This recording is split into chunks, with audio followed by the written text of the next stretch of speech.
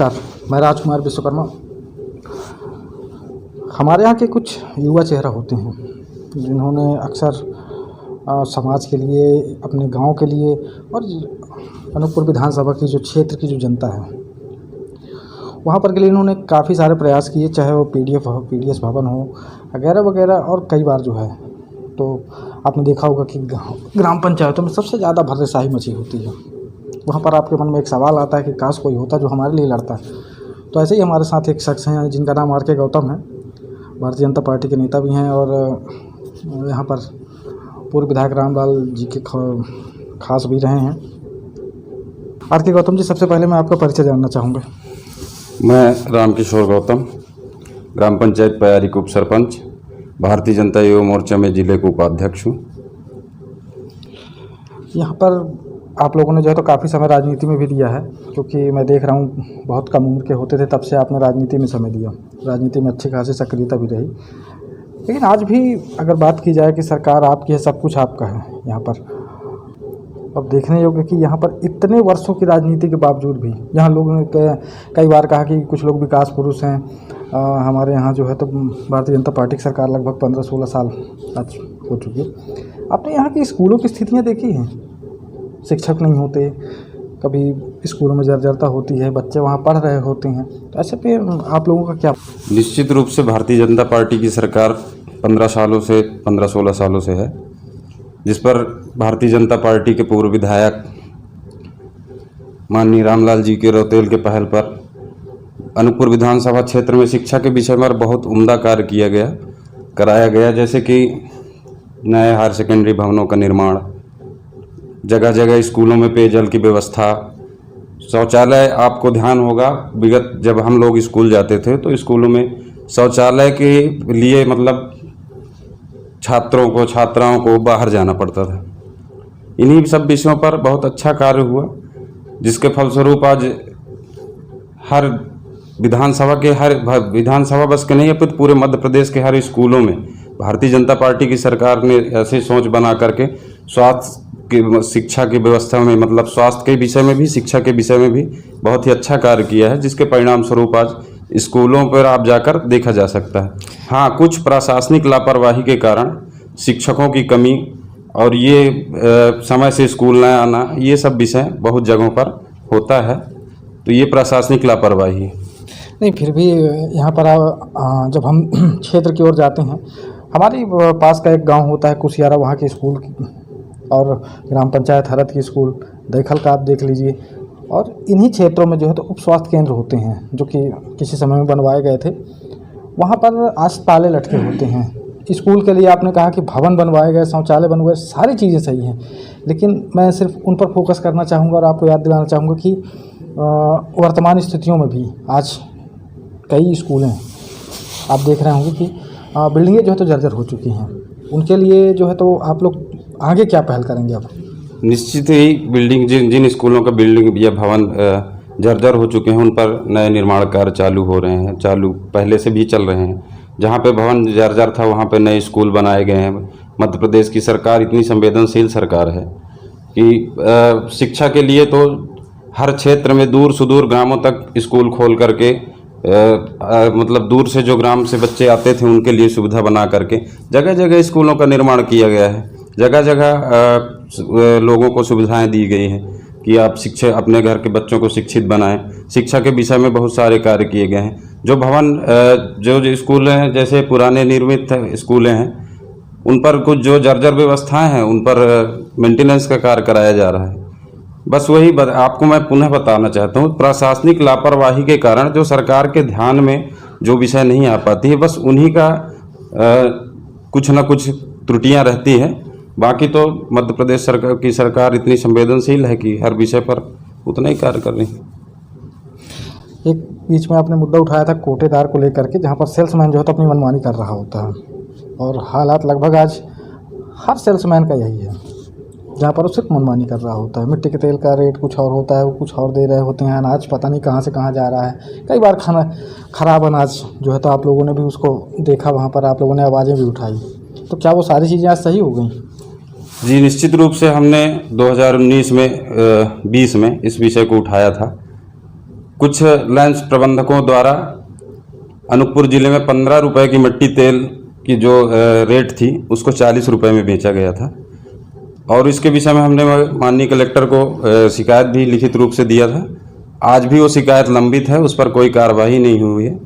इसके विषय में हम अभी फिर से संबंधित अधिकारियों से उच्च पदों पर बैठे मंत्रियों से निवेदन करेंगे, पुनः बात करेंगे कि उस विषय की जांच हो और उस पर कार्रवाई हो।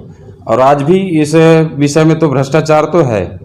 भ्रष्टाचार ऐसे है कि जहां जिसको जितनी पात्रता है उतनी राशन नहीं मिल पा रही है संपूर्ण जिले में। अब जिले की बात क्या, पूरे प्रदेश में लगभग ऐसी ही हाल है।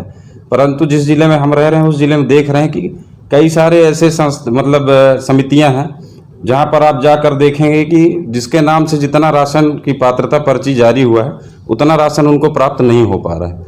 आप गाँव में जाइए, चूँकि हम ग्राम पंचायत के जनप्रतिनिधि हैं, हमारे पास ऐसे सैकड़ों लोग आते हैं जो छोटी छोटी बातों को लेकर जैसे बताते हैं कि भैया मेरा 50 किलो था, 20 किलो था, मेरे को 15 किलो दे रहे हैं। अब उस पर जाकर अब आपने हाल ही में देखा होगा, कोई वीडियो वायरल हुआ था, शायद कोतमा का था। उसमें साफ शब्दों में आपको वीडियो वायरल करता ने ये भी दिखाया था कि ये पात्रता पर्ची 20 किलो की है और उसमें राशन उसको सिर्फ 10 किलो दिया जा रहा था। तो ये तो भ्रष्टाचार है, इसके संबंध में कड़े कदम उठाने चाहिए।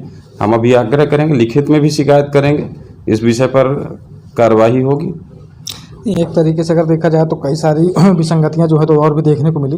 आपको पता होगा स्वेच्छा अनुदान राशि का उपयोग कब किया जाता है और किसके लिए किया जाता है, लेकिन यहाँ पर ऐसा नहीं था। स्वेच्छा अनुदान राशि का उपयोग तो जैसे गरीब मध्यम वर्गीय गरीब परिवारों के लिए स्वेच्छा अनुदान की राशि है, उन्हीं के ऊपर उपयोग किया जाता है। लेकिन ऐसा हुआ क्या? यहाँ पर पूरी एक लिस्ट सामने आई थी, आप लोगों को ही पता होगा। उस विषय की जानकारी मेरे को नहीं है, ना मेरे पास वो उस लिस्ट के, ना मैं उस लिस्ट को देख पाया हूँ। उस विषय में कुछ बोल पाना भी संभव नहीं। अच्छा, ग्राम पंचायतों के आसपास की जो जैसे नल जल योजना के उसमें चालू किया गया एवज में पानी की बड़ी बड़ी टंकियाँ बनाई गई, लेकिन नल जल का जो लाभ है वो आज भी जो है तो लोगों तक नहीं पहुँचा। जी, निश्चित रूप से ये इस विषय की जांच होनी चाहिए। इसके लिए हम सभी लोग आप सभी के सहयोग से एक जांच कमेटी बनवाने के लिए आवेदन करेंगे, निवेदन करेंगे कि पुनः जांच हो। और जितने भी ग्राम पंचायतों में पानी टंकियों का निर्माण तो हुआ है, आप सही बोल रहे हैं, परंतु आज दिनांक तक वहाँ ना पानी पहुँच रहा है और उन टंकियों की हालत भी क्या है आप जाकर देख सकते हैं।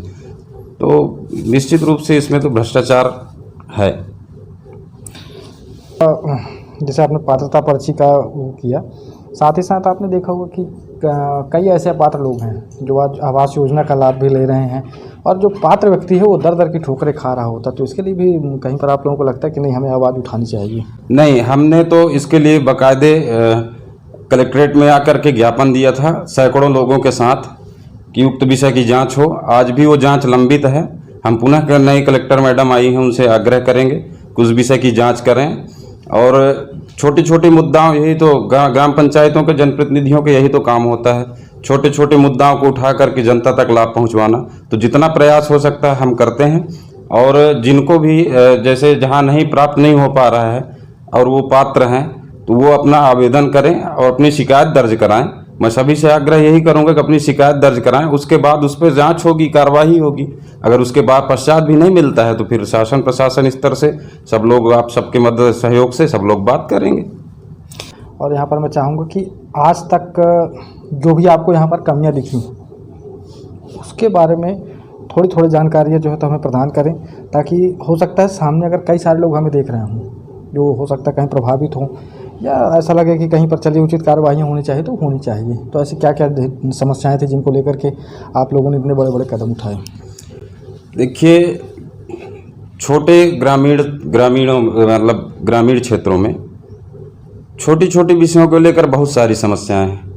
किसी का पात्रता पर्ची नहीं बन रहा है, कोई अपने पेंशन के लिए परेशान है, कोई अपने हक के लिए लड़ रहा है। जैसे जो पात्र है संबल योजना में, उसको संबल योजना का लाभ नहीं मिल पा रहा है। तो ये छोटी छोटी समस्याएं हैं जो ग्राम पंचायतों में और ग्रामीण क्षेत्रों में व्याप्त हैं। इनके समाधान के लिए एक कमेटी बनाना चाहिए जो इन सब की निगरानी करें और उस कमेटी में ऐसे लोगों का आवेदन स्वीकार किया जाए जो उससे पीड़ित हों, उनको लाभ ना मिल पा रहा हो। ऐसे विषयों की जो एक कमेटी बनेगी, तो उससे जनता को सीधा लाभ मिलने का अलग से एक वो बन जाए, प्लेटफॉर्म मिल जाएगा। और कुछ कहना चाहेंगे? धन्यवाद। इसके बारे में मुलाकात जो है तो फिर किसी नए युवा चेहरा के साथ और कुछ पुराने राजनीतिज्ञों के साथ और उन जनप्रतिनिधियों से जो प्रत्यक्ष रूप से जो है तो कहीं ना कहीं पर सत्ता की कुर्सी पर बैठे हुए हैं और आने वाले समय पे और जो वर्तमान की जो स्थितियां हैं उनसे जो है तो हम आपको उनको बखूबी आपको हम दिखाएंगे और बताएंगे भी कि वाकई जो है तो हालात क्या हैं। लेकिन एक बात ज़रूर कहूँगा कि यहाँ पर आज शिक्षा का नीति, शिक्षा व्यवस्था और उसके साथ आप देख रहे होंगे कि ये जो सबसे बड़े 3 मुद्दे यहाँ पर नल जल योजना, स्वास्थ्य की व्यवस्था और विद्यालय की। कहते हैं विद्यालय जो है तो बच्चों को जो है तो शिक्षा देता है और शिक्षा से ही जो है तो हमारे देश की नींव मजबूत होती है। लेकिन यहाँ पर आज ऐसा नहीं है। ढेर सारे जो है तो बिल्डिंगें आज जर्जर हो चुके हैं जहाँ हमारे घर के छोटे छोटे बच्चे पढ़ रहे होते हैं। आज हमारे पास अस्पताल है, भवन है, लेकिन डॉक्टर नर्स नहीं होते हैं। और रही बात नल जल योजना की, तो हर जगह पर सिर्फ करोड़ों लाखों खर्च कर करके करोड़ों खर्च करके सिर्फ पानी की टंकियाँ बनवाई गई, लेकिन वो पानी की सप्लाई कहाँ हुई है यह देखना भी ज़रूरी है। इसलिए मैं चाहूँगा कि यहाँ पर सरकार हो या फिर यहाँ पर के प्रशासनिक अधिकारी हों, इन सारी चीज़ों को जो है तो ध्यान में रखें और उन पर ध्यान दें विशेष तौर पर कि वाकई में जो है तो कहाँ कमियां हैं, क्योंकि इनके ध्यान ना देने की वजह से आज हमारे क्षेत्र में जो है तो इस तरह की व्यापक समस्याएं जो हैं तो धीरे धीरे बृहद रूप लेती जा रही हैं। चलिए अगली कड़ी में मुलाकात होगी हमारी फिर से। मैं राजकुमार विश्वकर्मा, धन्यवाद।